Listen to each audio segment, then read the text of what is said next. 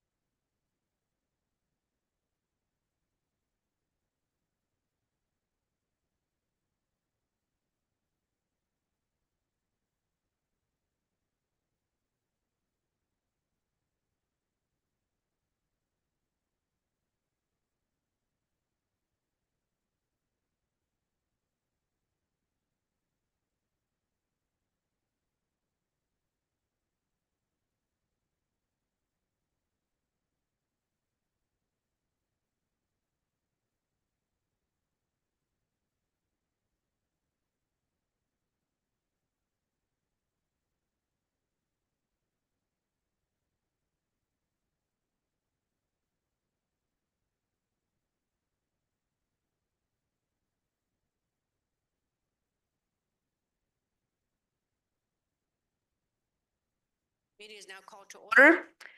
So we have reconvened from closed session. City Attorney, report out, please. Thank you, Mayor. There is nothing to report out at this time. Okay, thank you very much. So now we will do the Pledge of Allegiance. Everyone rise. Ready? I pledge allegiance to the flag of the United States of America and to the republic for which it stands, one nation, under God, indivisible, with liberty and justice for all. Thank you, everyone.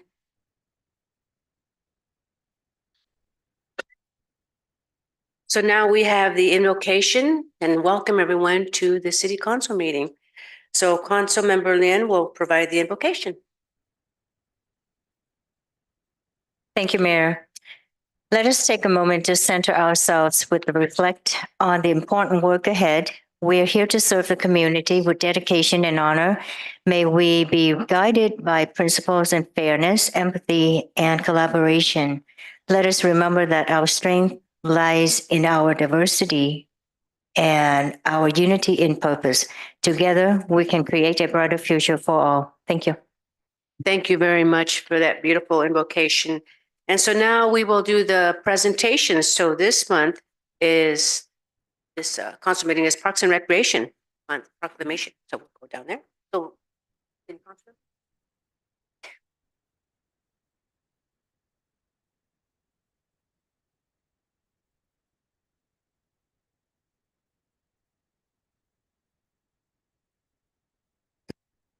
So, happy Tuesday, everyone.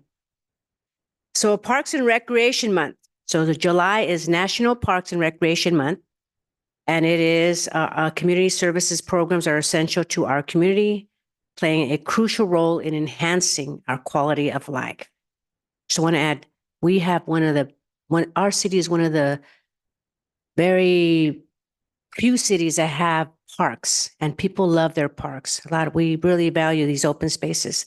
So these programs promote the health of our citizens and enrich the community through lifelong learning, health, and wellness, community involvement, and recreational activities. So please join me, Mayor Carmen Montano, and the Milpitas City Council in proclaiming July 2024 as Parks and Recreation Month in the city of Milpitas. And we'll have Director Renee Lawrenson come and receive this proclamation. Come and say a few words too. Thank you, Mayor and City Council members. I'm going to have my team come up. This is about 1/8 of the department.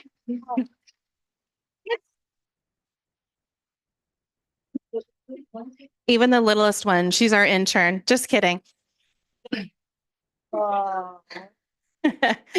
I'm humbled to work with these great people. We really work for the community, and just a couple stats just to reflect the hard work. We did 19,689 class enrollments and activities, over 8,000 membership visits, 32,000 event attendees, and over 18,000 facility and picnic permits. And that's just a little bit of what we do. And these are the people that do that. So thank you for the month honor.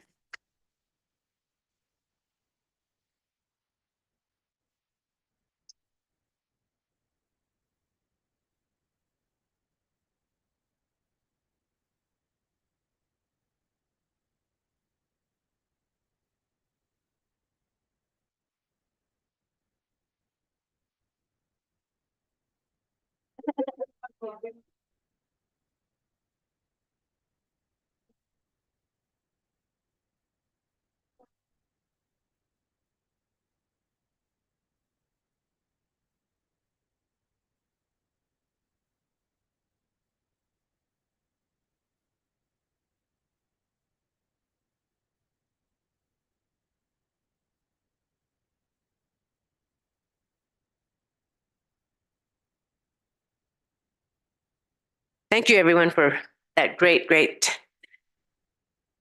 presentation. And so now let's move on to public forum. Members of the public are invited to speak on any item that does not appear on today's agenda. Please note that the oral public comment may only be provided live at the City Council meeting in person. Public forum will be limited to 1 minute. So call for speakers. City Clerk, any speaker cards? Yes, we have a number of cards. If you heard the police chief earlier, when I call your name, please come and assign yourself to either podium. When you speak, please state your name. We'll start 1 minute when you start speaking. The first 3 speakers are going to be Victor Robles, followed by Voltaire Montemayor, then Pujitha Jamula.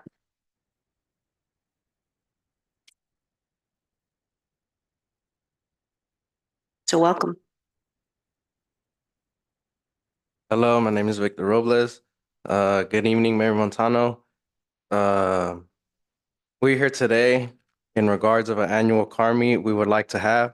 This car, as a car club, we want to make sure we follow the proper procedures and take proper steps necessary to have a fun and well-run event.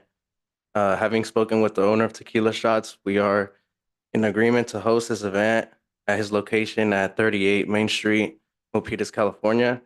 At this time, we are kindly asking for your help and consideration to provide a fee waiver for the following to cover any permit costs for the use of the parking lot on Main Street next to Tequila Shots, use of 2 porta potties and a sink in the parking lot, having 3 food vendors / trucks, also a DJ. We wish to have more events like this to bring together and elevate our Milpitas community.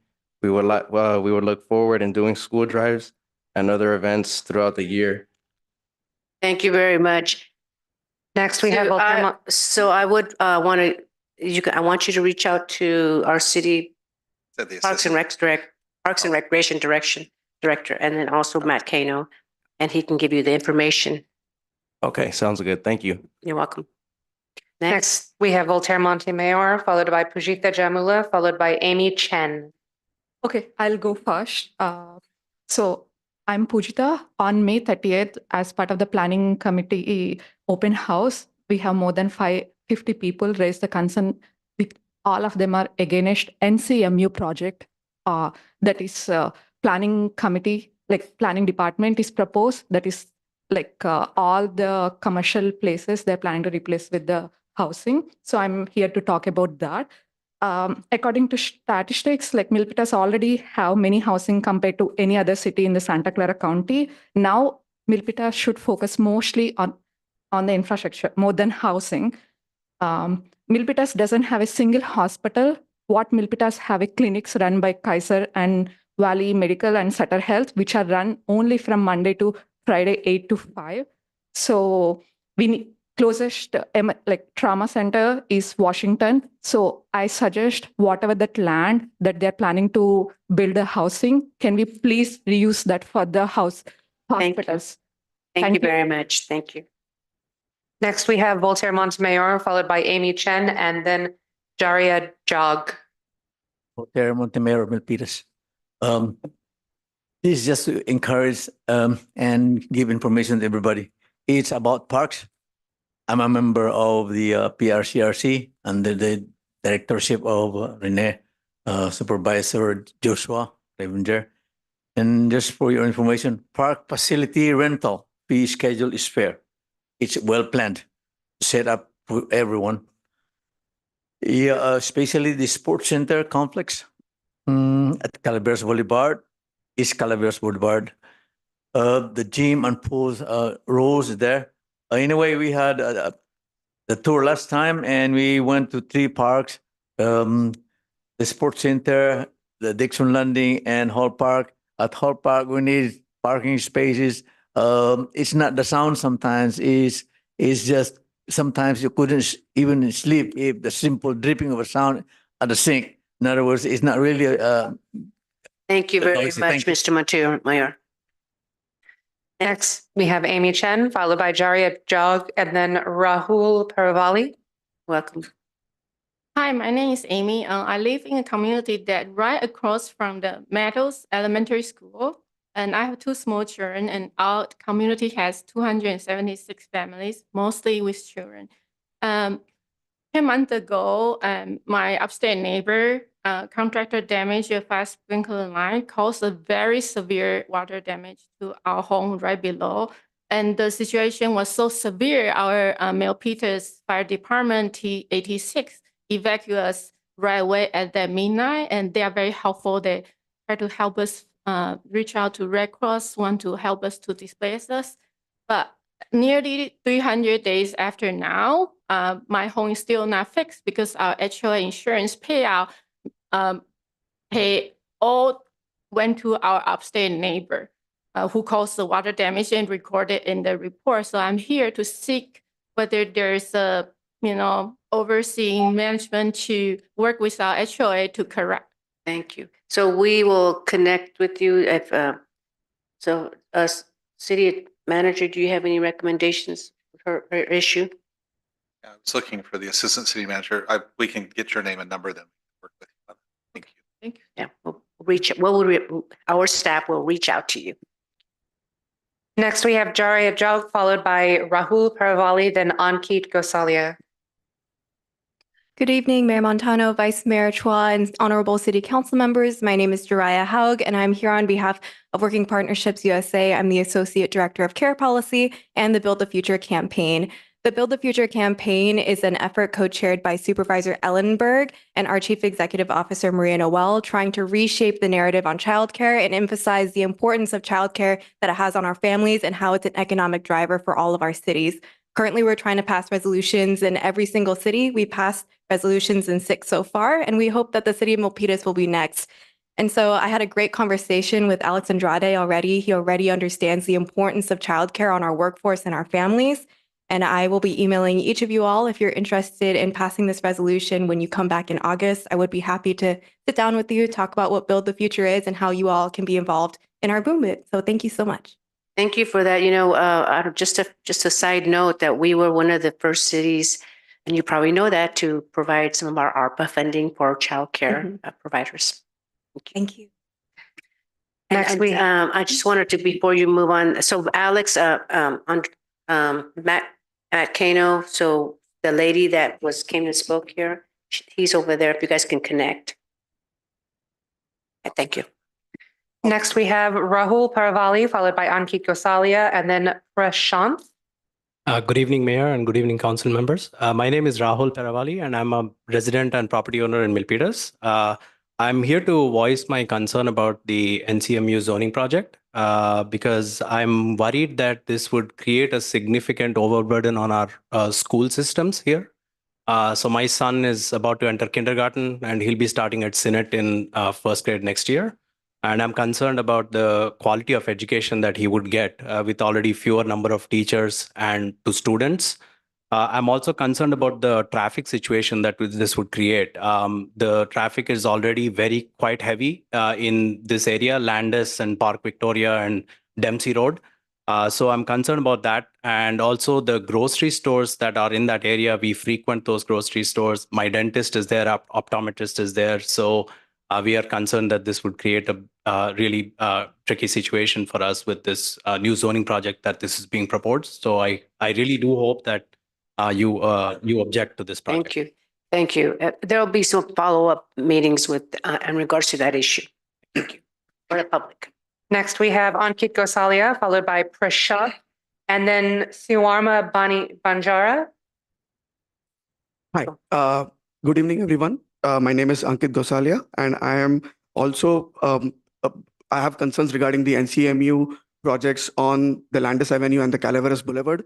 And really concerned about, these projects coming up because over the years, Milpitas has already built so many houses specifically around the Great Mall area and the BART area.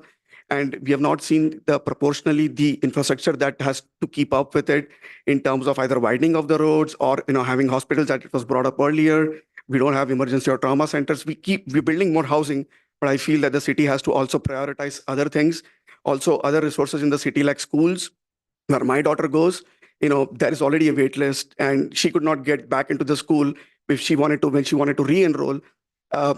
Specifically, given so much strain that we are putting on the resources in the city, I feel that, more than housing, we should also focus on other aspects of the city, basically. Thank you. Thank you very much for your concerns. And as I mentioned, we will be having some follow-up public meetings on this issue. Thank you so much. Yeah. Next, we have Prashant, followed by Swarma Banjara, then Dr. Bhaskar Banjara. Good morning, good evening, council members. So I'm also against the NCMU project. A lot of us here, we work with Synod as volunteers and also for a lot of things in the activities of the school. And we feel we are already very stressed with the number of the students here. And we feel Landis especially is an area where we feel it's going to be very tough if you're going to build houses there. First of all, the school is not equipped to get more students. And second of all, we don't have the road infrastructure to handle that much traffic as well. And also we also noticed that when we went through the research, we see that all of the planning commission, the data which they gave us is around 2.5 years old, and now even in their description, the shops which they have is 2 years old, and presently the supermarkets there are doing well and are part of the community. And hopefully you would give us a chance to. Thank you very much. Next, we have Swarma Banjara, followed by Dr. Bhaskar Banjara, and then Amit Banjara. Welcome. Thank you. I am Amit Banjara. Swarna Banjara and Dr. Bhaskar Banjara are my parents. They're seniors. They were here, but couldn't make it. So I'm going to speak on behalf of myself and for them as well. All three of us are residents of Milpitas. We're homeowners in Milpitas, and we're here against the NCMU projects that are being proposed. I think that our main concerns are things that other residents have already mentioned around traffic, around schooling, around healthcare. But more so, we're looking also to get some information. It sounds like there's a lot of residents that are concerned about this. How does the decision-making process work? Hopefully, we'll get some insight on that. Does the city council take, how do they essentially review how much concern there is versus how much support there is for this? I think the biggest item here being, housing has increased quite a bit over the last 20 years. If we look at neighboring cities and how much we've done in Milpitas, and rightfully so, if we can get the infrastructure to get to it, that would be grateful. So thank you. Thank you so much. Next, we have Siddharshan Kandaswamy, then Naveen Bajareddy, and then Vineet Pai. Good evening, council members. This is Sudarshan Kandaswamy. I also have the same concerns regarding the NCMU project on Landis and Park Victoria. So I've been the resident of that area for 10 plus years now. Just the addition of Starbucks brought so much traffic that I had like 10 to 15 minutes in my time to get to the interstate. And imagining this NCMU project bringing so many residents in that area is going to increase the population there so much that we will not have any time. And then there is no room for expansion in that area. Right? Like the roads getting into Park Victoria, it's also like a 10 to 15 minute time in the peak hours. And now if you're adding more residential area and that, it will not suffice. So there is really not much room in that area to expand. Thank you very much. Appreciate your comments. Next, we have Naveen Bajareddy, followed by Vineet Pai, and then Pallavi Pandit. Hi, my name is Naveen. Thank you for the opportunity and good evening. I'm here again on the same topic, NCMU. And as everybody was speaking, the school system is already constrained and the traffic is very high on Landis Avenue. And as everybody was speaking, we have a constraint on the hospitals as well. So adding more units is going to exacerbate more on the system, and it's going to be very difficult for the current residents who are actually living here. Thank you. Thank you very much for your comments. Next, we have Vineet Pai, and then Pallavi Pandit, and then Carol Chang. Hello. Hi, my name is Vineet Pai. I'm here again to talk about the NCMU project on Landis Avenue. I've been a resident of Milpitas for the last 18 years, and I've seen the buildings and all the new constructions that's happened around the Great Mall and the Montague, and I can feel the pain already. And when I hear about this new constructions that is being considered, I think it would be a good decision to put a pause on the new housing and focus more on the infrastructure. And we had that, we talked about the hospitals, right? So if in hospital, like an infrastructure, increase your roads, that would be much appreciated instead of putting more housing and more people in the same same square mile area of Milpitas. That's my, thank you. Thank you. Next, we have Pallavi Pandit, followed by Carol Chang, and then Surija Pavulari. Good evening, Mayor, Vice Mayor, and all the honorable members here. I'm here to voice the same concerns you have heard from the citizens here. We live in a beautiful city of Milpitas. We love our quality of life, and that's the essence of Milpitas. You said this is the park month. We would love to, the July month, they said, we would love to see a facelift in our neighborhood park for that matter. The Ben Rogers Park, you should see the cheers and joy on children's face, but that does need a facelift, if you will. So the same concerns that all the citizens have raised against the NCMU project here. I also want to add the high-rise buildings, they are really concerning to me in the middle of the city. And I would love to see the information that is housed in 300 to 400 pages in there for the project. If that can be synthesized into the true impact on citizens, it would help us absorb it better and raise our concerns in a format that's easily consumable. So I want to put that request in. Thank you so much for your comments. Thank you. Next, we have Carol Chang, followed by Surija Pavulari. Okay. I have two issues. But first one is there's a bus stand between the Dixon Landing and the Milpitas Boulevard in the past 30 years. And recently, the VTA, they removed the bus stand. So when I find out, I called them, they said, okay, because that's belong to the AC Transits. That's why. And then the stand belong to them. So since they removed the stand, used to be there's a trash can, and then there's once a week people come to take the trash. But since they moved the stand, nobody take care of that. It's over 1 month. It's a garbage and when you fly, it's a smell and things like that. I don't know who's going to be responsible for that. I called the Milpitas City. They said, the bus station, right now the AC Transit is supposed to be take care of that. So, that's the. Yeah, I serve on the VTA board, and I can find out if maybe we can connect or with the city manager and get back to you on that. Yeah, find out what especially the who garbage. is responsible Yeah, for that. I don't live there, but it's for the majority of the community. Right. Okay, and then the second issue is I think your time is up. Sorry. Maybe should I? Your time is up. For the next one, for the next calling? No, I you feel only get too hard. one term, but No. someone else, you can have someone else represent you. I feel 2 cards. Yeah, you get only, all right, There's- two. The We one do have minute is a over. card for a weed abatement item. Yes. Yes, we'll be calling you during that item. Yeah. Thank you. Finally, we have Surija Pavulari. Good evening, council members. My name is Shrija Pavaluri, and I'm the Government Affairs and Policy Associate at Toronto Wireless, a technology startup headquartered in the Bay Area. Last year, we raised over $250,000 for the Valley Medical Foundation at our inaugural Stars and Strides community run to support and celebrate our frontline hospital workers in recognition of their selfless service throughout the COVID-19 crisis. This year, we ask you to join on Saturday, June 29th for our 4th annual Bloom Energy and Toronto Wireless Stars and Strides community run to raise $360,000 for the Valley Health Foundation with 3,000 paying participants and 400 volunteers. Tonight, we have 3 requests. First, please register yourself and your family at starsandstridesrun.com. For our elected leaders, please sign up under the elected official/executive 5K challenge. Second, please reach out to your own community members. We have sample texts you can consider using to make it easy. Third, we would be honored to work with your professional staff to be included in any online community communications between now and race day. We have an opportunity to gather and celebrate and support our frontline healthcare workers. Please join us in Discovery Meadow on June 29th and spread the word throughout your communities.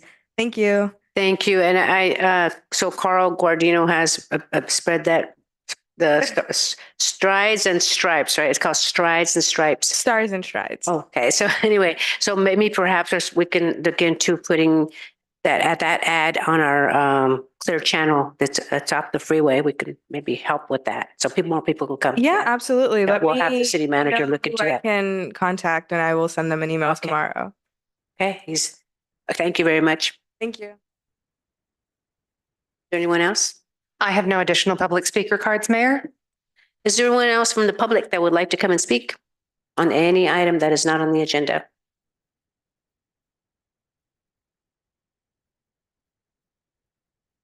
Seeing none, I will go ahead and close the public hearing. And now moving on to the announcement of conflict of interest and campaign contributions, City Attorney. And thank you everyone for coming here tonight and voicing your concerns. And this is what democracy is all about. Thank you. Thank you, Mayor. I ask the mayor and each council member whether he or she has any financial or personal conflict of interest related to any of the items on tonight's agenda. Councilmember Barbadillo, None. Vice Mayor Chua, None. Councilmember Lian, None. Councilmember Fan, None. Mayor Montano. And I am none. Let the record reflect no reported conflict. Mayor, I ask you and the members of the Milpitas City Council, please disclose any campaign contributions of $100 or more received during the last 12 months from any of the parties entering into contracts with the city on tonight's agenda, or contributions received from the development project applicant for development projects on tonight's agenda. Councilmember Barbadillo, None. Vice Mayor Chua, None. Councilmember Lian, None. Councilmember Fan, None. Mayor Montano. And I am none. Let the record reflect no reported conflicts. Thank you, Mayor. Thank you very much. So now we have the reading of the City Code of Conduct, and I will ask Vice Mayor if she would have the honor of reading it. Thank you, Mayor. Milpitas City Code of Conduct. Be respectful and courteous. Model civility. Avoid surprises. Praise publicly and criticize privately. Focus on the issue, not the person. Refrain from using electronic devices while on the council dais. Disclose conflicts of interest and affiliations related to the agenda items. Separate governing from campaigning. The council speaks with one voice after making policies on issues. Respect the line between policy and administration. Council will hold one another accountable to comply with this code of conduct. Thank you, Mayor. Thank you very much, Vice Mayor Chua. And so now moving on to the approval of the agenda. Does anyone have any changes to make? If not, we will call for a motion. So moved. Is there a second? Second. So we have a motion by Vice Mayor Chua and a second by Councilmember Lin. So let's take the vote. Councilmember Barbadillo, Aye. Vice Mayor Chua, Aye. Councilmember Lian, Aye. Councilmember Fan, Aye. Mayor Montano. And I'm an aye. Thank you for that. And so now moving on to the consent calendar. So does any staff member have any comments to make or any changes? No changes, Mayor. Thank you for that. And any changes from the council members? Okay, now I will call for the public comment on the consent calendar. Is there any public comment on the consent calendar? I have no public speaker cards, Mayor. Anyone from the audience? Seeing none, I'm going to ask for a motion and a second. Well, Seeing none, move to approve the consent calendar. is there a second? Second. And there is a second by Councilmember Anthony Fan and a motion by, was it Gary? Oh, sorry, I didn't see that. So let me just start all over again. So it was motion by Vice Mayor Chua and seconded by Councilmember Barbadillo. Now let's take the vote. Councilmember Barbadillo, Aye. Vice Mayor Chua, Aye. Councilmember Lian, Aye. Councilmember Fan, Aye. Mayor Montano. And I am an aye. Thank you very much. And so now City Manager, item 19. Thank you, Mayor Montano. We'll move into public hearings. Item 19 is a public hearing and a resolution for the 2024 weed abatement assessments. We have our Deputy Fire Chief, Arthur Belton, here to present the staff report.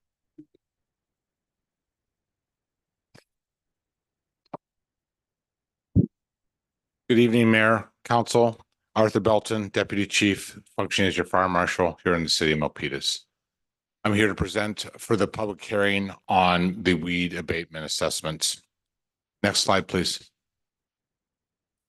Background, on March 5th, this council adopted Resolution 9307 declaring noxious or dangerous weeds growing on certain properties to be a public nuisance that must be abated. Next slide, please. Since March 5th, staff actions, if the public nuisance was not removed by the property owner, the city contracted with the County of Santa Clara Consumer and Environmental Protection Agency, the weed abatement program, to remove the weeds. In accordance with the Milpitas Municipal Code, the county filed with the city clerk's office a report and assessment list on weeds abated within the city. The county removed weeds at 64 parcels at a cost of approximately $34,910. Pursuant to the California Health and Safety Code, a copy of the report and assessment list is confirmed is being turned over to the auditor for the county on and before the 10th of August following such a confirmation. A notice of this public hearing was sent by the city clerk's office to the local newspaper for publication, as well as it was mailed from my office to property owners affected on the list. Next slide, please. The municipal code for the city requires the city council hear the report together with any objections of the property owners liable to be assessed and make such modifications on the proposed assessment as you deem necessary. Following adoption by the council, the resolution will be recorded and charges thereon become a lien on the land involved, be collected in the same manner as property taxes. A copy of this assessment list was attached to your agenda report this evening. Next slide, please. Recommend that you open, hear comments, and close the hearing. Adopt resolution confirming the 2024 weed abatement assessment report and assessment list to be entered into the tax assessment rolls. Next slide. I'm here to answer any questions as well. I have Maddie Ween representing the county weed abatement program.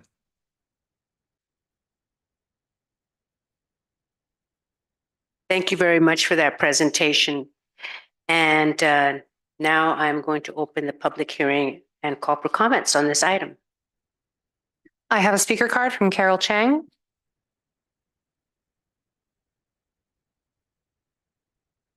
Welcome. I'd like to plead, to. Can you move this? There you go.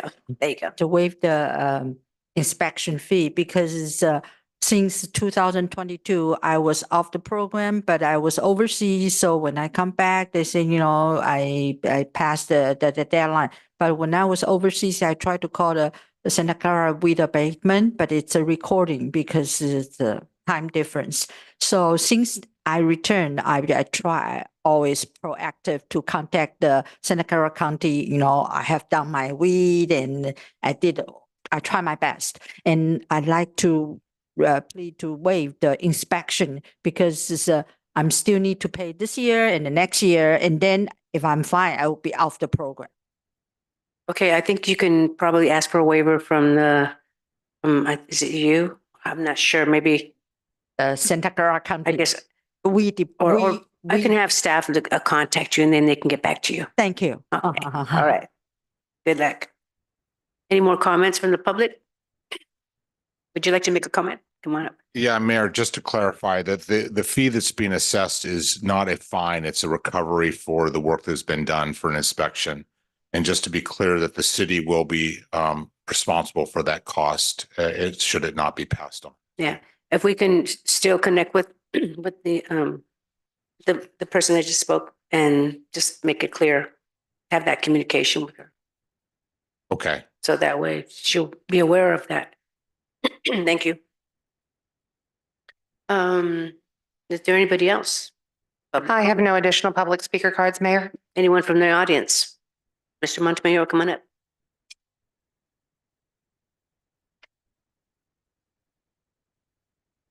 Voltaire Montemayor of Milpitas. I heard the speaker and the presenter and public and the lady's case is I think it's kind of to be resolved. So I thank the city. Thank you. Thank you. Anyone else? Seeing none, I will close the public hearing. And now moving on to council discussion. Any discussion on this item? If not, I will ask for a motion in a second.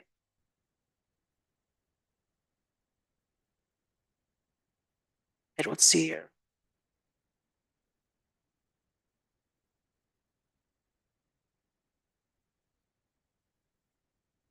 No.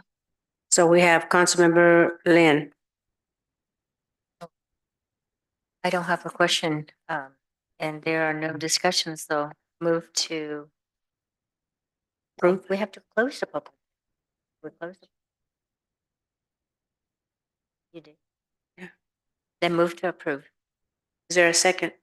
Second. So it was moved by Councilmember Lynn and seconded by Councilmember Barbadillo. Let's call for the vote. Councilmember Barbadillo? Excuse me, do we need to read a resolution or is that?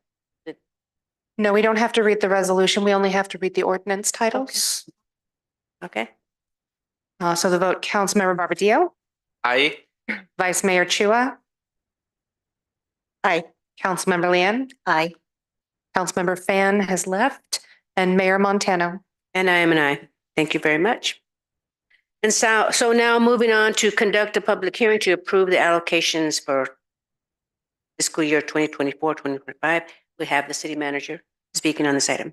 Thank you, Mayor. Yes, this is our annual presentation from our housing team on the community development block grant allocations for fiscal year 24-25. We have our economic development director, Alex Andrade, and our housing division manager, Robert Musalam, here to present the staff report and answer questions.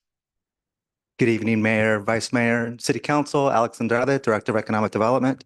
I've been with the city for about 5.5 years. In the last 2 years, I've had the honor and the pleasure of leading the housing team on an interim basis. It's been wonderful to work with Robert Musalam, Michelle Silva, Sarah Balcha, and Aisha DeFay. They make up the housing team. Today, we're going to have a conversation about CDBG, but I just wanted to say thank you to the city manager's office. Thank you to the city council for the support and the guidance for the last couple of years. For the last couple of years, we've had about 30 city council items on behalf of the housing team. Obviously, it's a high-performing team. They're going to continue to do great. And but I just wanted to say thank you very much. I'm going to hand it off to Robert Musalam, our housing official, and he's going to give you a presentation on the fiscal year 2024-2025 CDBG program. Thank you very much. Thank you, Alex. Always appreciate your leadership. Good evening, Mayor, Vice Mayor, council members, and City of Milpitas residents. If we can move to the next slide, please. I'm going to begin the presentation with a brief background on Community Development Block Grant, or CDBG. CDBG is a grant program administered by the Department of Housing and Urban Development, also known as HUD. Through the federal budget, we receive a yearly allocation of funding to allocate to activities that service our community. As a quick reminder, each of the activities you approve tonight must meet a national objective.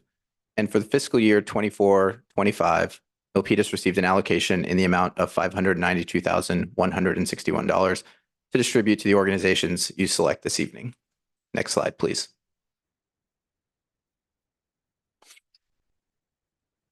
So our first public hearing was held on February 6, 2024. We have summarized the key discussion points made by the council for your recollection. The council reached consensus that staff should seek new applicants for funding. Council supported increased funding to microenterprises, and the council is interested in more monitoring and audits conducted on the subgrantees. As a quick note on this last point, staff has completed the monitoring of 80% of the fiscal year 23-24 activities, with the rest expected to be completed by the end of this fiscal year. Next slide, please. So the city received 20 applications from 19 different organizations. We received over $1 million in requests. In total, we received 3 capital applications, 1 economic development application, 15 public service applications, and 1 program administration application. Next slide, please. So this table displays a visual of our allocation versus the amounts requested. And it also displays that data across the different buckets of funding with their appropriate caps. The city received the $592,161 in funding. However, we also received $1 million in funding requests, over $1 million in funding requests. For public service, the cap is 15% of the total grant, which means that the city can only allocate just under $89,000 for public service applications. but we received 378,000 in total requests. Our program administration bucket has a 20% cap and is funded adequately. Yet for capital projects, which represents 65% of the total grant, we can only allocate about 385,000 and we received over 500,000 in requests. So it should be noted that we did receive a $100,000 economic development activity request, but economic development activities do not have a cap on their use. So as you can see, we simply do not have enough funding to fully fund all of the applications you're about to see. Next slide, please. The city does have $224,168.10 from a combination of unspent prior year funds and the city's repayment of CDBG coronavirus funding. Due to HUD's strict reallocation process, we can only reallocate these funds towards economic development activities or capital projects. However, to qualify for a capital project, we would need to have a capital project located in an area that is also a low-income census tract, or a significant survey data must be available providing and proving that this area is in fact low income. Milpitas currently does not have a low income census tract, nor do we have survey data that met HUD's requirements. As a result, we can only use these funds on economic development activities, and I'll have a little bit more on this later in the presentation. Next slide, please.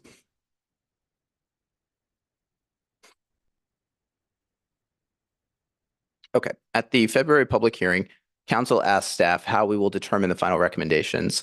The slide highlights that methodology. We first start with the City Council and consolidated plan goals. What did the council direct staff to fund at a high level? What were the goals? What were the objectives? Then we move to funding. Do we have funding available to fund a specific activity? Is there enough funding within the buckets to appropriately fund an activity?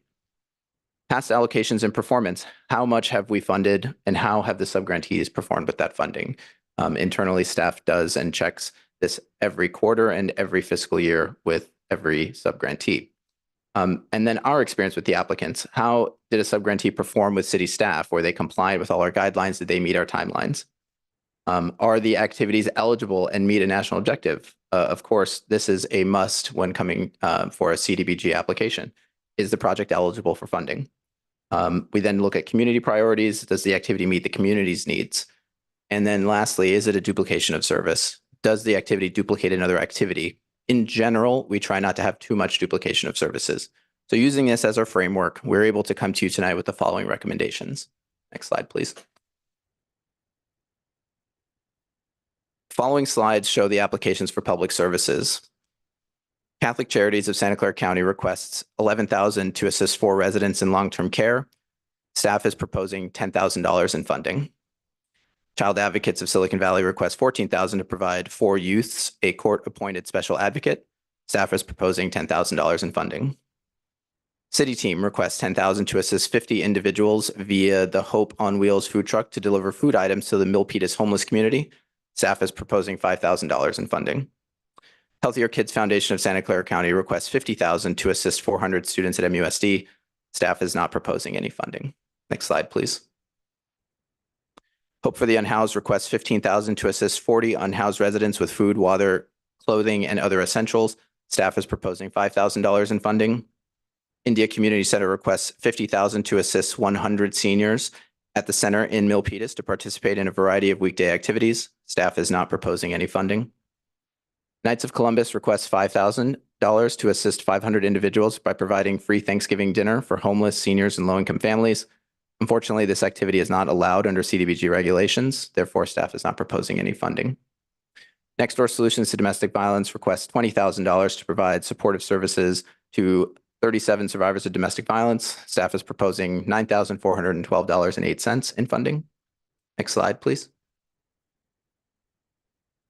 Pragnia requests $68,000 to provide support to 300 individuals with developmental and intellectual disabilities. Staff is not proposing any funding. Project Sentinel requests $42,000 to assist 30 residents in tenant-landlord disputes through counseling sessions and education. Staff is proposing $10,000 in funding. Senior Adults Legal Assistance requests $12,500 to assist 16 seniors with free legal services at the Barberley Senior Center. Staff is proposing $10,000 in funding. Silicon Valley Independent Living Center requests $15,007 to provide housing and supportive services to 42 individuals with disabilities or older adults. Staff is proposing $10,000 in funding. Next slide, please. SourceWise requests $25,000 to assist 20 seniors with home-delivered hot meals. Staff is proposing $10,000 in funding. The Health Trust requests $11,000 to assist 45 seniors with their Meals on Wheels program. The Health Trust came to the city and has requested to transfer their application to Loaves and Fishes to fulfill the application. Out of fairness to the other applicants, we are not proposing any funding for this activity. YWCA requests $30,000 to provide support services for 15 survivors of domestic violence. Staff is proposing $9,412.07. Next slide, please. So now moving on to the capital projects. City of Milpitas requests $100,000 to provide critical roof repairs to the Milpitas Library. Unfortunately, this activity is not allowed under CDBG regulations. Therefore, staff is not proposing any funding. Rebuilding Together Silicon Valley requests $156,000 to provide critical home repairs and accessibility modifications for low-income residents. Staff is proposing $156,000. And Terrace Gardens requests $250,000 to repair the roofs of the community building and the E and F buildings. Staff is proposing $199,999 in funding. Next slide, please. And lastly, our slide on the economic development and program administration applications. The City of Milpitas requests $100,000 to assist 40 local microenterprises with microenterprise grants. Staff is proposing $220,000 in funding. Project Sentinel requests $21,000 to assist 106 Milpitas residents with fair housing services and education, and staff is proposing funding $21,000. And lastly, per HUD guidelines, fair housing work, as Project Sentinel does on behalf of the city, can be allocated from program administration. Might seem like a public service, but it's actually allowed under program administration. The remaining balance of just over $97,000 in program administration goes towards the city to offset the cost of staff time in administering the CDBG program. Next slide, please.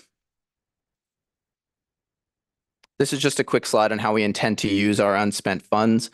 To make up that $220,000 for the economic development activity, we are reallocating $191,094.35 of unspent funds, plus $28,905.65 of this year's entitlement funding to fund that microenterprise program.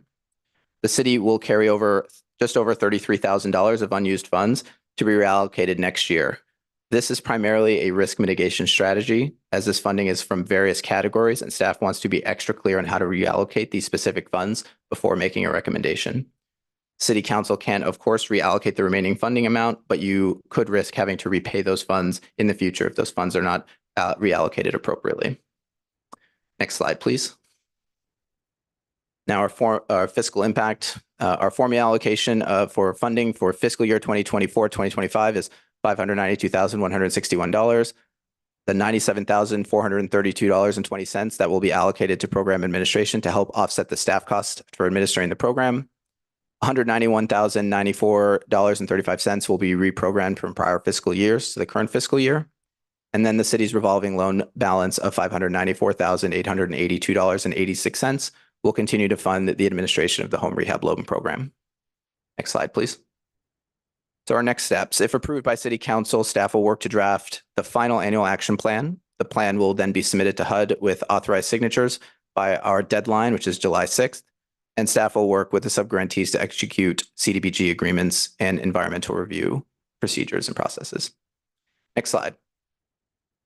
And lastly, our recommendations. Number one, conduct a public hearing. Number two, adopt the fiscal year 2024-2025 annual action plan with recommended allocation amounts. Number three, authorize the city manager or designee to make any necessary changes to the approved fiscal year 2024-2025 annual action plan as needed to comply with CDBG submission guidelines. And number four, authorize the city manager or designee to execute CDBG agreements with the approved subrecipients and amend the CDBG agreements as needed to comply with CDBG guidelines. That concludes my presentation. I'm available to answer any questions. Thank you. Thank you very much, Alex Andrade and Robert Musalan. So I will open the public hearing now on this item and we'll call for comments. We have quite a few speaker cards. So again, we will encourage you when I call your name to line up on either side of the lectern up here and go in order, state your name when you first approach the lectern. Thank you. The first speaker is Angelica Holgan, followed by Erica Villa, and then Cynthia.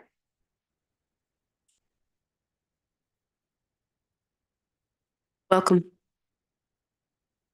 Good evening, Mayor and council members. My name is Angie Holguin. I am the Director of Programs for Silicon Valley Independent Living Center. We are a Disability Justice Center. We have applied for the CDBG grant. We are requesting $15,070. We are proposing to assist 42 individual residents of Milpitas with in-depth housing counseling and other related independent living skills.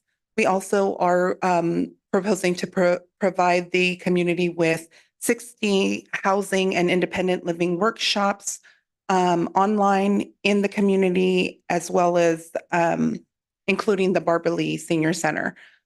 So we're trying to increase the knowledge base and to be able to house people and to keep them in their current housing with our funding that we're requesting. Thank you so much. Have a good evening. Thank you. The next speaker card is Erica Vo, followed by Cynthia, and then Elena Schroeder.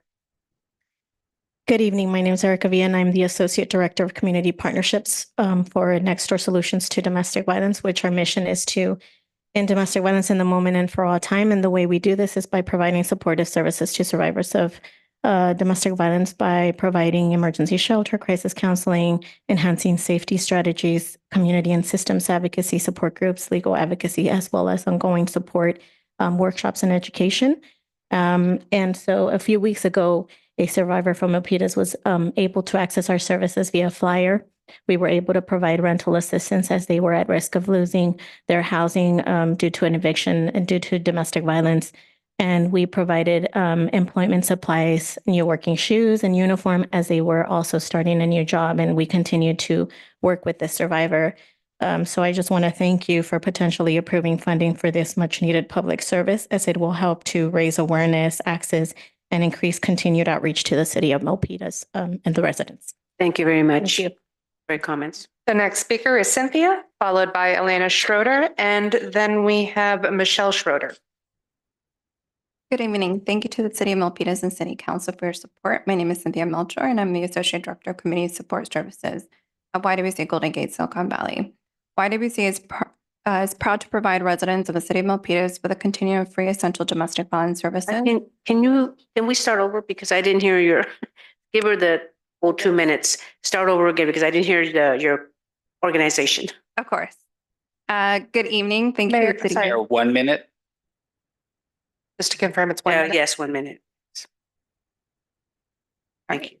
Good evening. Thank you to the City of Milpitas and City Council for support. My name is Cynthia Melchor, and I'm the Associate Director of Community Support Services at YWCA Golden Gate, Silicon Valley. YWCA is proud to provide residents of the City of Milpitas with a continuum of free essential domestic violence services. This includes a 24-hour hotline in English and Spanish, case management, counseling, crisis response, restraining order assistance, therapy and support groups for adults and children, emergency shelter and long-term housing, medical advocacy, prevention services, and other vital resources. We provide these services in the community, literally meeting survivors where they are at, physically and emotionally. All services are survivor-centered and culturally responsive and trauma-informed. The city's recommendation of $9,412 is $2,000 less than our current $11,563 award. This is almost a 20% cut to funding. However, demand for service in Milpitas is increasing year over year. We understand the overall CDBG allocation has decreased. The city is having to make difficult decisions, and we'd like to highlight the critical importance of continuing to fund DV services. Thank you very much for your comments. And so, yes, you're with the YWCA Golden Gate, Silicon Valley. Thank you. Next, we have Elena Schroeder, followed by Michelle Schroeder, and then Marina Sanchez. Welcome. Good evening, Mayor Montano, council members, and city staff. My name is Elena Purcell Schrader. I'm the Development Director at Rebuilding Together Silicon Valley. I'm honored to be here to represent our organization tonight, and I wanted to express our sincerest gratitude for your long-term support of our low-income neighbors in need.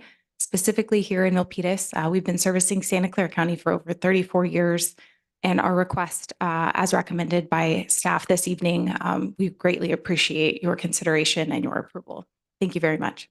Thank you. Next, we have Michelle Schroeder, followed by Marina Sanchez, and then Samantha Pimentel. Good evening. I'm Michelle Schroeder. I'm an attorney with Senior Adults Legal Assistance. We provide free legal services to Milpitas residents 62 and older, targeting clients that are low income or at risk of abuse.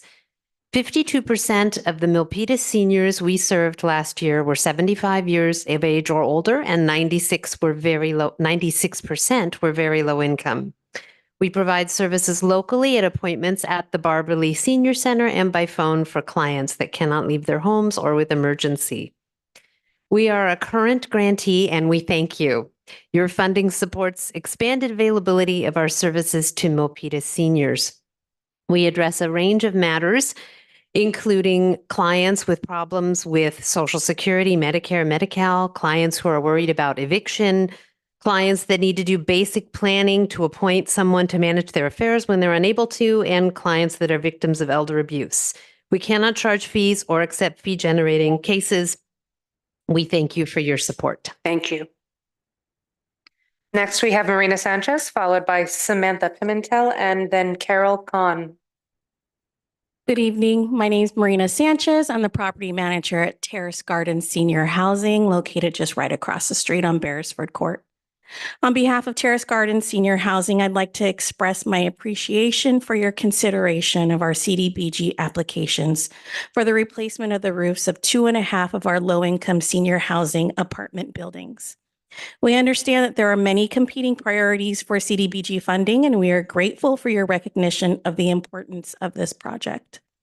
Our staff remains committed to working closely with the city to ensure that our applications are successful and that we can provide vital services to our community's most vulnerable Milpitas population, our low-income senior residents. We remain committed to working with our senior population to ensure that our community remains a place where all residents have access to safe, affordable, and inclusive housing. On behalf of our board of directors and staff, I'd like to thank you so much for your consideration. Thank you. Next, we have Samantha from Child Advocates of Silicon Valley, then Carol Khan, and then Michelle Liu. Hi, Council. Thank you for having me here. The City of Milpitas has been providing funding for Child Advocates of Silicon Valley to maintain the court-appointed Special Advocate Program for many years. The CASA program aims to support foster youth throughout Santa Clara County by providing them with a trusted adult to act as their mentor, advocate, and voice. Funding from the City of Milpitas allows child advocates to recruit and train CASA volunteers and serve foster children residing in Milpitas. CASAs act as a child's mentor throughout their journey in foster care. They serve as an advocate in all avenues, including education, placement, and court. Lastly, CASAs serve as a voice to lift up the needs of their foster youth within the court. Recruiting CASA volunteers that represent the foster youth they are serving is vital to the youth's success in foster care and beyond. Child Advocates likes to say representation matters. When I see myself, I see opportunity.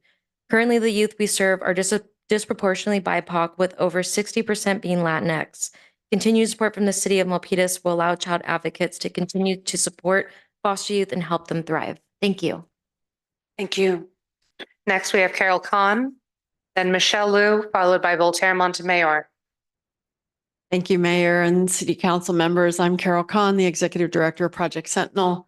I want to thank the City Council for your support over almost 20 years of service through Project Sentinel for the residents of Milpitas.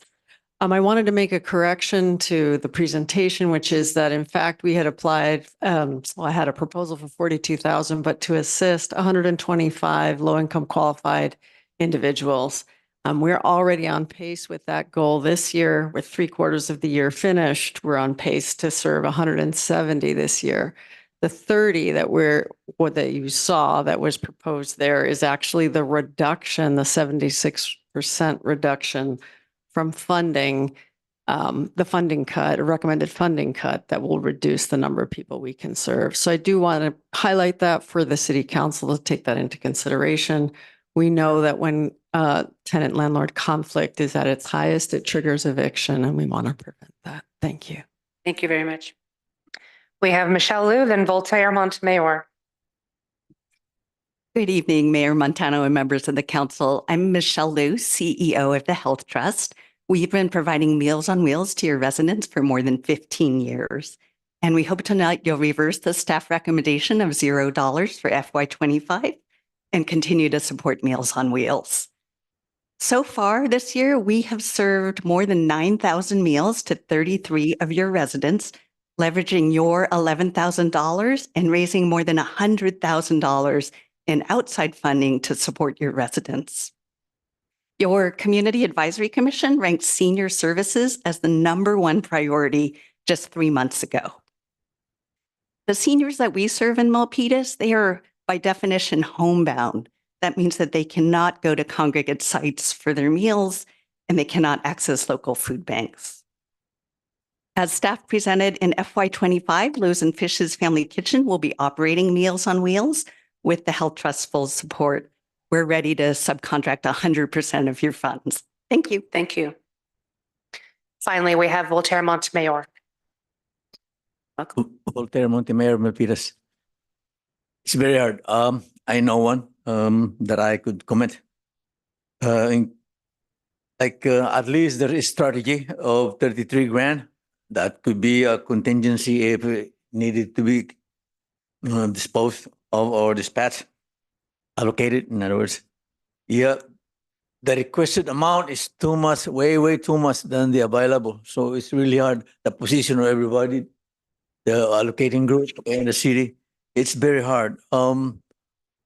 Sorry if I will say, better there's something than nothing.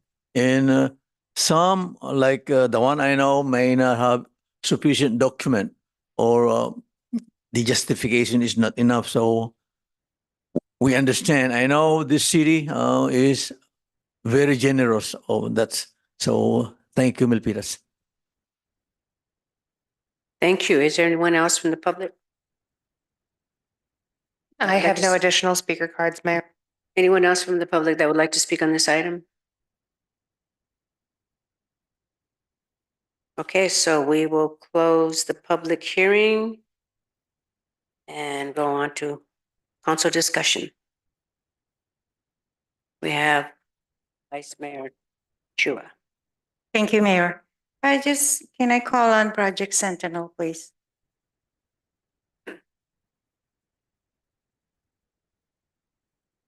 Yes. Thank you. You mentioned that the number proposed serve is 30 is incorrect. And you mentioned that it should be around 125 to 170. Is that true? Yeah, so the number that was presented of 30 individuals served for $42,000 is incorrect. It would be reduced to 30 with just our allocation at 10,000. We wouldn't have Oh, to sufficient 30. staff I see. resources to maintain any higher number. So I just wanted to make that correction because that wasn't the originally proposed number of people served. Okay. Thank you. I'm going to ask the staff. Mr. Head of our housing department. You mentioned that there's a 38,000 available, but it could be, we have to repay it just in case we don't. What's the issue with that?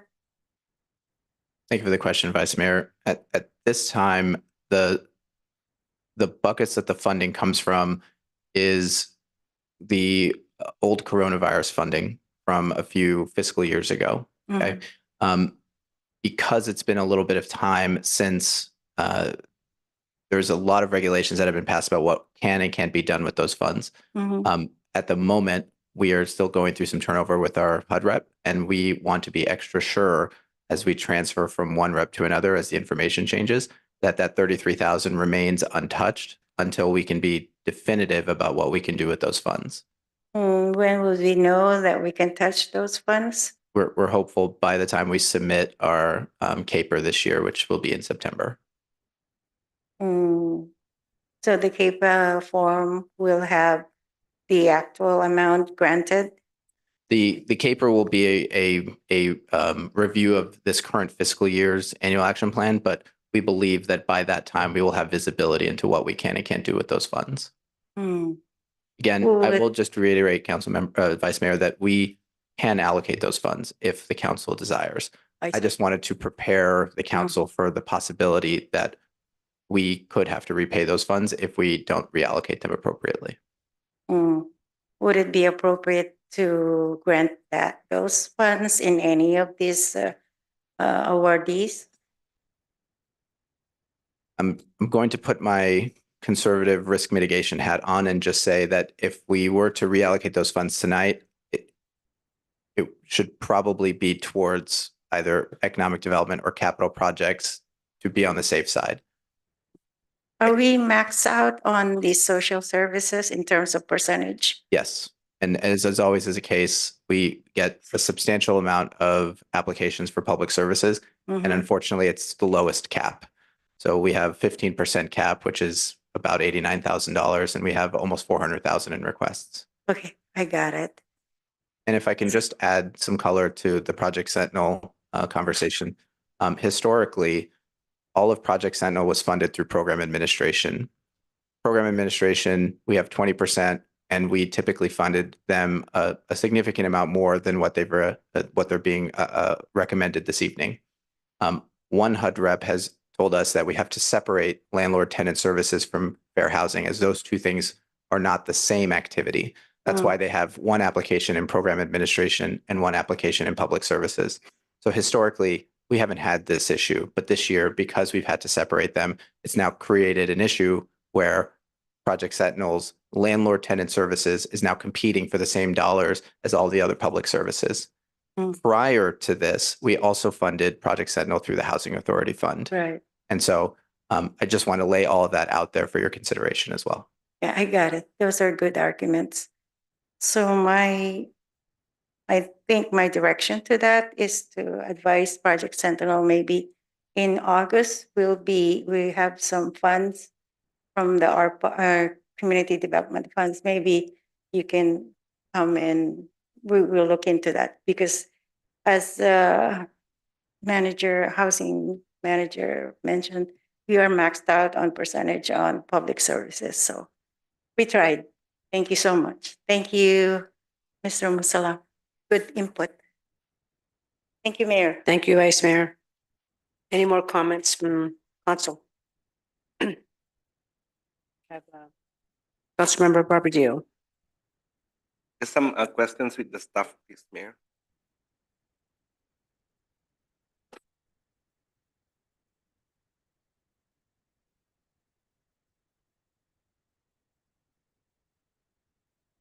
With regards to the micro enterprise grant assistant program, so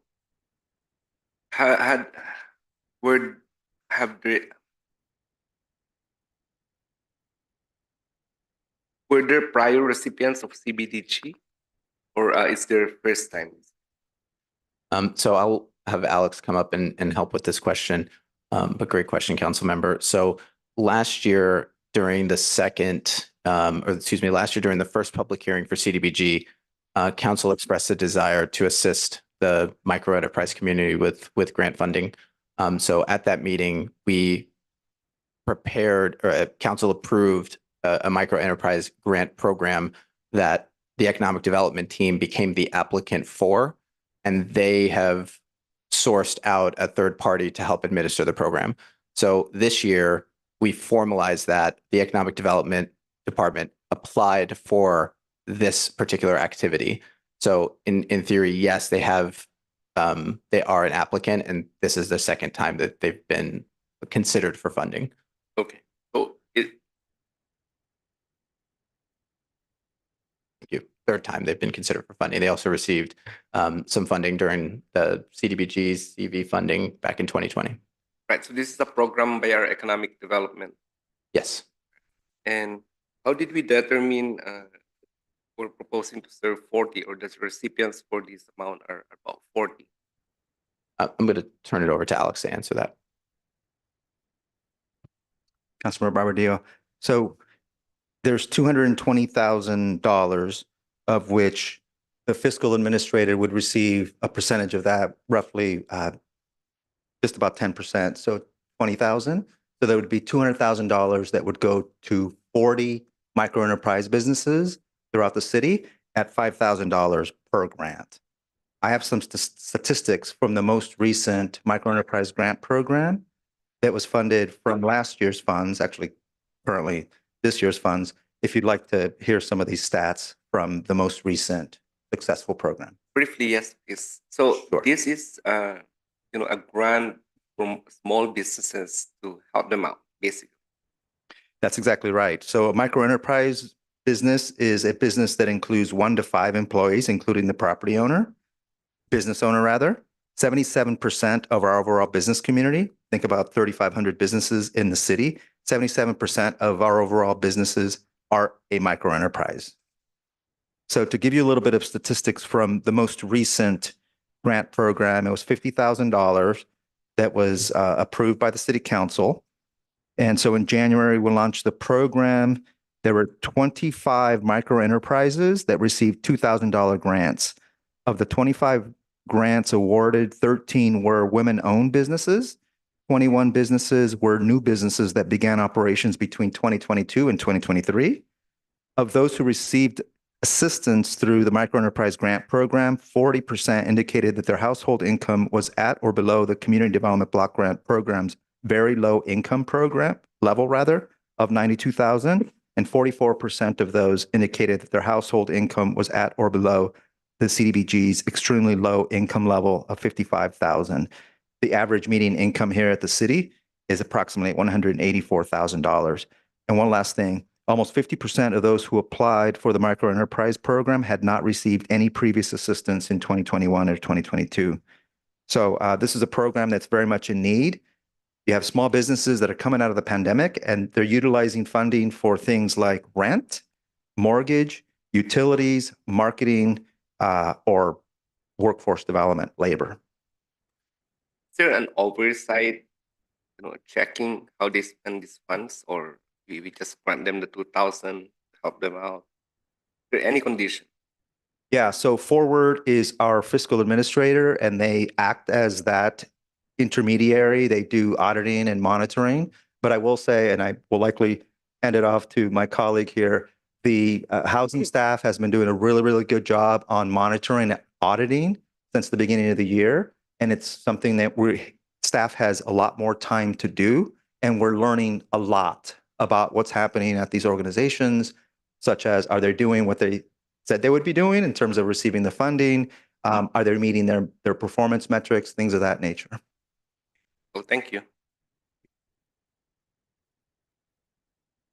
I think he's still. But now we have Councilmember Lynn. Yes, and Robert, I know that we talked before the meeting regarding Pragna. I was wondering if we or you communicated with them, letting them know why they were not granted any money.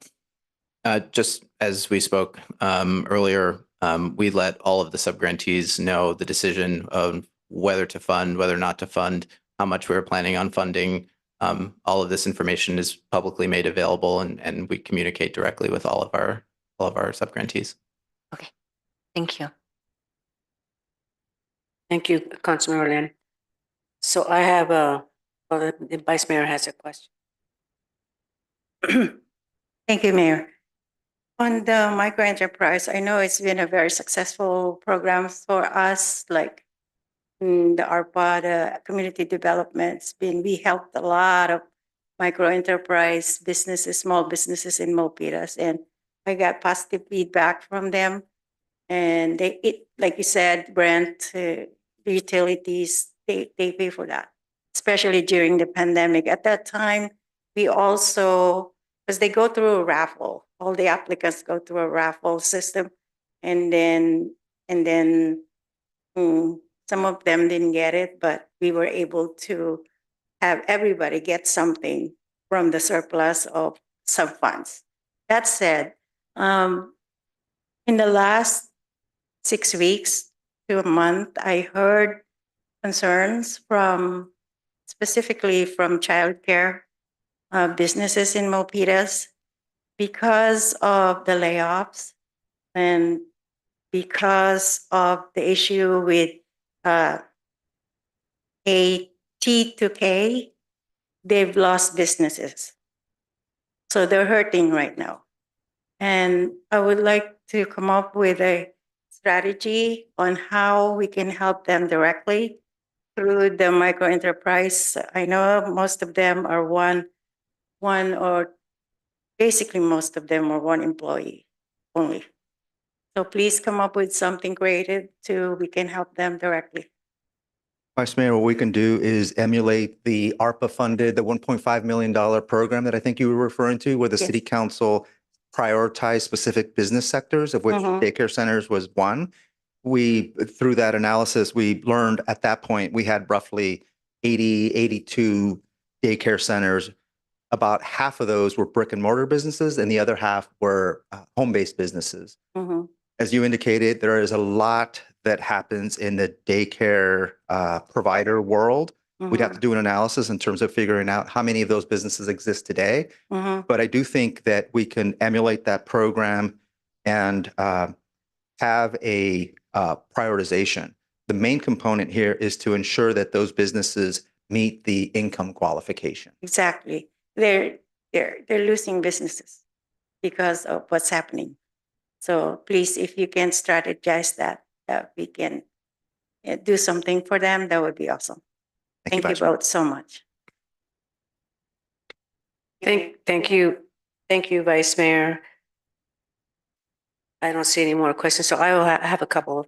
So I wanted to ask staff, I noticed that on some of the applicants, you didn't round up the numbers, you have even cents. So why is that? Well, and I believe you're referring to the two domestic violence applications, one for Nextdoor Nextdoor. and YWCA. Right, So right. we know historically that domestic violence has been a very high council priority. So as we're trying to balance the amount that we can allocate, we want to remain fair to both of those applicants. So despite the difference in the funding requests, our goal has always been, and we have historically just funded them the same amount or as close to the same amount as we possibly can. So I believe Nextdoor got the additional cent on this one.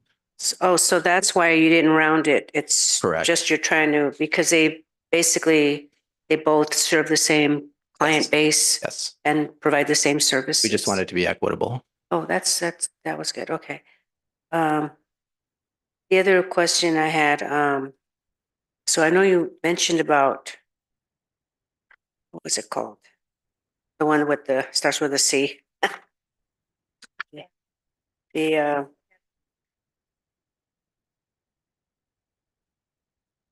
where's that? So I noticed that you did not give Pragna, which serves kids with neurological disorders. And is there a reason why you did not? I mean, I think they serve in Milpitas, or is it other cities? So their offices are currently located in San Jose. I think they did have a Milpitas office and they recently moved. We have had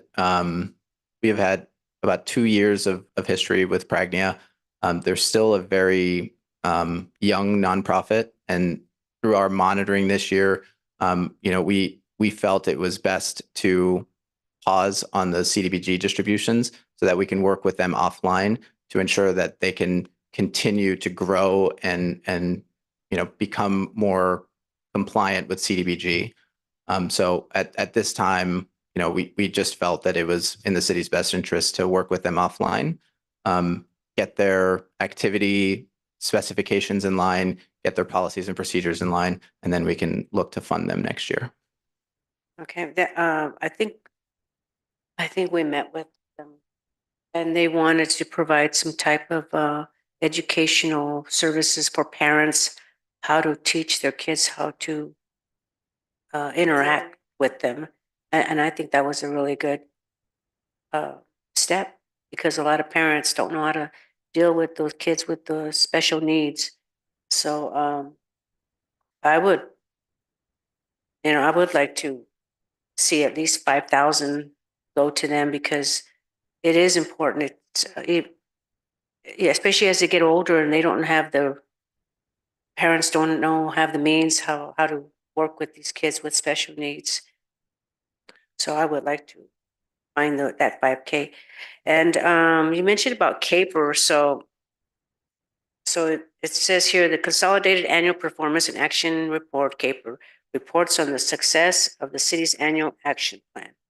The CAPER assists in assessing the annual performance of the AAP, which is, what is AAP? The annual action plan. Oh, annual action plan, with meeting its overall 3 to 5 year consolidated plan priorities. So you mentioned you have 33K that is not allocated because of the CAPER. Can you explain more? I'm still didn't understand. Yeah, great question. So the 33,000 is independent of the CAPER. I apologize for any confusion there. The 33,000 comes from prior year CDBG coronavirus funding, and the regulations on what we can do with that funding has changed dramatically since that funding was originally awarded to all cities. So as we go through this transition with our current HUD rep and kind of receiving some conflicting information, we just want to be extra sure that we don't do anything with those funds that puts the city at unnecessary risk. So my best educated guess is by the time we're ready to come back to you to present on the CAPER, which is generally in mid to late September, that we would have some more information on how you can proceed with those funds. Does that mean that we go through this process again? It can mean that we amended the CDBG guidelines a few years ago so that we can have a more lenient application process. We like to have kind of that first wave, an application period, and then we have allowed flexibility for council to allocate funding at different intervals of the year if needed. So this is one of those instances where we could do that certainly at the time that we bring the CAPER to you. Okay. And so this will not, so having those funds aside, it will not jeopardize our funding from CDBG? No. The other question I have on the micro enterprises, does the micro enterprise funding go to the property owners or to the actual business proprietor? I'm going to ask Alex to step in here. The dollars go directly to the business, the micro enterprise business. That is what I wanted to hear, because they're the ones that are running the show. They're the ones that are sacrificing, and they need those dollars to survive. I will say in some instances, it could benefit the property owner. So for example, if a micro enterprise business utilizes money for rent, it'll benefit the property owner. But the money goes to the business itself. Right. Well, I do like your plan and your allocations. So is there any comments from the council? Vice Mayor Chua. Thank you, Mayor. Mayor, if I may, I know you asked for $5,000. Will that hit the percentage? Is that's still public service, right? That would still be public service. See, that's the issue. If we give them $5,000 from the pool that has been already allocated, then we have to take it from someplace You have to else. take it somewhere else. So my recommendation is to bring it back when we talk about the ARPA, bring it an back in excellent idea. August We'll do instead that. of reallocating $5,000 from the existing awardees amount. If that's okay with the mayor. Yes, that's an excellent idea. We can this way it won't skew everything. Now, I didn't say screw, I said skew. Move things around. It's different.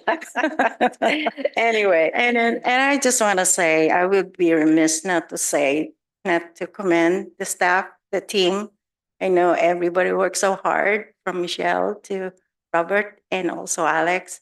It's not easy to juggle requests, the demand, and then the direction of the council, and also the limited funding. I applaud you for doing an excellent job. Thank you so much. Thank you. Thank you, Mayor. Thank you. And to the applicants, we wish we had more money. But again, it all depends on Congress, where they allocate the funding. And we hope that you come back again next year. Thank you. So now with that, it's Mayor, Councilmember Barbadillo has his microphone. Oh, okay. So, see. Councilmember Bardillo. Right. With regards to mayor's request to fund another group, it will come back. Is there another? I'm sorry, the, Yes, Mayor. So you requested Pragnia? Pragnia, Right. So what was the response by the staff and vice mayor? They can come back during to, well, we could, when we come up with the ARPA funds, we can revisit it and we can possibly give them some funding of 5,000 when is that? by August. In August, this August? Slated for It's August. the second meeting in August, it'll be August 20th. All right. So I have a similar request, not request to fund them right away, but to reach out with the Knights of Columbus. Right? Knights of Columbus has served, and I participated with their annual Thanksgiving dinner, and I've seen myself that most of people that they serve are from Milpitas, you know. So and I was informed that it's because some sort of documenting who are the recipients of their charity dinner. So if we could see how we could possibly give them a chance to be qualified, right? As we know, Knights of Columbus has been in Milpitas for the longest time and has served the community, and I believe a reasonable help would be appropriate for their purpose. So if it's just technicality, hopefully not, right? For the reason that they are not able to get this CBDG funding, maybe we could consider them come August with regards to the further dissemination of the ARPA fund. And Mr. Montemayor is here, so I'm relaying that message as well. Thank you. Thank you, Councilmember Barbadillo. And now we have Vice Mayor Chua. Seeing no further questions or comments, I would like to move to approve. Oh, yeah. I would like to move to approve as recommended by staff recommendations 1, 2, 3, and 4. With no changes with a comment to look into Project Sentinel, Pragnia, and Knights of Columbus as part of the community development grants in August. It's just a comment. It's not part of the motion. So is there a second? Okay, we have Councilmember Lin. Yes, second. So it was motioned by Vice Mayor Chua and seconded by Councilmember Lin. So now we go to the vote. Councilmember Barbadillo, Aye. Vice Mayor Chua, Aye. Councilmember Lian, Aye. Mayor Montano. And I am an aye. Thank you. Thank you. And City Manager, item 21. Thank you, Mayor. This is a resolution for the fiscal year 24-25 user and regulatory fee schedule. We have our Finance Director, Luz Tracy Howe, here to present the staff report and answer any questions.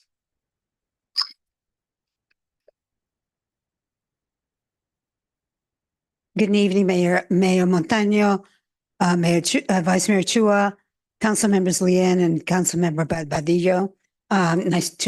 Good evening and good evening to the public. Thank you for those who are listening and for those who are here in the audience and remain. Next slide, please. We are bringing back the item that we had on May 21st.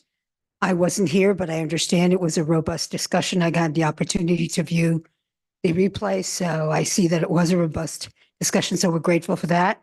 We'll do a little bit of background and approach. Simply, we'll move through this quickly. It's the last item on your calendar. We'll do a comparison of what we brought you May 21st to June 18th, what we're doing today, and basically restate the recommendation. Next slide, please. What is a user fee? It's an amount charged for a government activity performed at the request of and or for specifically for a particular individual, business, or group, as opposed to a service performed for the community as a whole. This excludes impact fees and utility rates. Those are on a separate schedule. And is to be clear, it is a specific request that an individual a business, a party, or a group has made. Next slide, please. So the fee update process, we talked about this a little bit last time on May 21st. Fees are adopted and adjusted by the city council as part of a public hearing process that happens every year. And we perform periodic comprehensive updates. Those are called fee studies. The last time a comprehensive fee study was done was for the Recreation and Community Services back in 2019. We did do some development fee studies, but I'm not sure of the date on that, so I won't quote it. And so now we're going to give you the preparation of the interim year updates. We're going, on May 21st, we maintain the cost recovery by adjusting user fees consistent with personnel cost increases. And that's what was presented to you back on May 21st. So you were looking at proposed fees in the 5%, 5.8% to 6% range in general, and around 3.5% for recreation and community services for the particular fiscal policy for that cohort of services. And we presented that to you, and there was, once again, that robust discussion. So we went back, we talked to our council, we talked to our consultants, and we are bringing to you today, June 18th, 2024. We want to align the FY 2024-25 with the existing recreation and community services policy. That's 3.2. You adopted that a couple of years ago. Any changes when we have them, and there are few, are capped at 3.5%. In general, most of the charges remain the same, as well as the ranges. And then all other fees and charges that are increased or indicated for increase, and that's part of the attachment that you have for this item today, are going to be capped at 3.67%. And that represents the consumer price index change from February 2023 to February 2024 for San Francisco, Oakland, and the Hayward Metropolitan Statistical Area, of which we are a part. So next slide, please. So I put aside to enable you to sort of see what we showed you last time and what we're proposing this time. On the left side, we're demonstrating what we showed you May 21st. And essentially, I'm repeating what I just said. Recreation and community services, we still had that at 3.5%. June 18th, we're keeping that at 3.5% based on the city policy, the cost recovery policy for the Recreation and Community Services Department that this council adopted March 16th, 2021. Going to those public safety activities, on May 21st, we proposed 6.0% increase overall. We are capping for June 18th. That's what the recommendation we're giving you today. We are capping that. They are not continued to, they are still based somewhat on the public safety compensation increases at the time of the review, but we are capping them at the CPI. And then all other fees and charges that are increased back in May 21st, 2024, you got 5.8.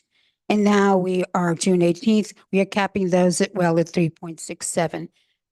All this is to say we are going to do that, but we also are proposing that we do a comprehensive fee study with our consultant ClearSource. This is already in their scope of service, so we can do that quite easily. He's already given, we've already had some conversations about that. And what we would be doing is starting a survey, starting a fee survey in August of 2024, and then coming to you as part of the annual budgetary process in February of 2025 to either have a study session or include it in more detail as part of our annual budget sessions. And this is, of course, at your pleasure. Next slide, please. And with that, the recommendation is very, very simple. We are asking you to adopt a resolution approving the fiscal year 2024-25 user and regulatory fee schedule. To repeat again, recreation and community services capped at 3.5%, those that are changed. Public safety activities capped at 3.67%. All fees will be capped. All other fees besides recreation and community services will be capped at 3.67%. And with that, I turn it back to the council at your pleasure. Thank you, Luz, for your presentation. Is that for the 3.67? Yes, ma'am. Your recommendation? Okay. That is the recommendation. That's a big change. So, council members, anyone have a comment? So I'll go ahead and make a motion Is there a second? Mayor, we need to open the public hearing. I might have that public hearing. I was eager to get out early. Okay, public hearing.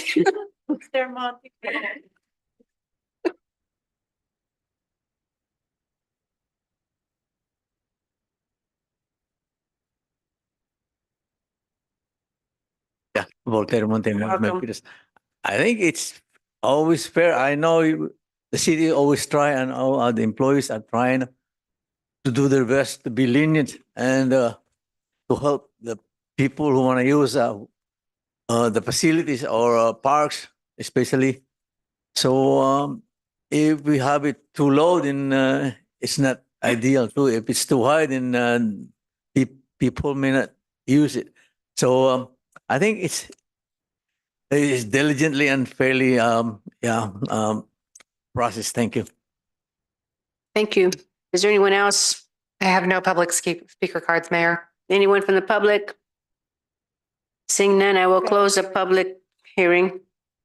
And now council discussion. Councilmember Barbadillo has his hand raised. I was earlier briefed on this and I'm satisfied and I'm ready to move it for its adoption. Okay. If there's no more council discussion, member, I'll have the privilege of recommending its adoption. Okay, now we have Councilmember Lynn. I second that. Second. So it was motioned by Councilmember Barbadillo and seconded by Councilmember Han Lin. Now we'll call for the vote. Councilmember Barbadillo, Aye. Vice Mayor Chua, Aye. Councilmember Lian, Aye. Mayor Montano. And I'm an aye. Great, thank you, everyone. Thank you very much. And now moving on to announcements and future agenda items. City Manager, do you have any? One quick announcement. This is our last meeting before the July break. During starting tomorrow, the AV system here in the chambers, we will begin the long awaited upgrades to the screen. We have the new microphones, we'll have new screens and new systems. So that will continue through August. So when we come back, the August meetings will be held in the community center. And then we hope to be back in this chambers with the new system by September. Thank you. Great, thank you. Anyone else have any comments? I just have one, the young lady that came and spoke about the strides and stripes. Is there a way that we can get their ad and put it on their channel? I think, that it's for a community benefit. So if you can work on that and I guess work with her, I'm not sure. All right. And so with that, I will adjourn the meeting, everyone. Everyone, this is your last meeting until we'll see you in August. Oh, maybe sooner, actually. Oh, wait, I forgot to mention, we're having the State of the City on June 27th. So hopefully you can make it 5:30 to 6:30. Thank you, everyone. Good night.